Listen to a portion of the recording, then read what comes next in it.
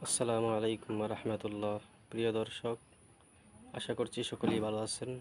আপনাদের সম্মুখে প্রশ্নোত্তর পর্ব নিয়ে উপস্থিত হয়েছি। প্রশ্ন হচ্ছে, হিন্দু বা অমুসলিম বিদুর মেয়েদেরকে ভুলক্রমে সালাম দিলে গুনাহ হবে কি? এর উত্তর হচ্ছে, অমুসলিমদেরকে ভুলক্রমে সালাম দিলে এতে গুনাহ হবে না। আশা করা যায় কোনো অসুবিধা হবে না, গুনাহ হবে না। কারণ হাদিসে পাকে আছে, মানুষের ভুলগুলো আল্লাহ তাআলা ক্ষমা করবেন।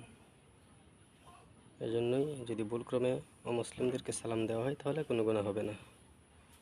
হাদিসের কিতাব সুনান ইবনে মাজাহ, হাদিস নাম্বার 2045।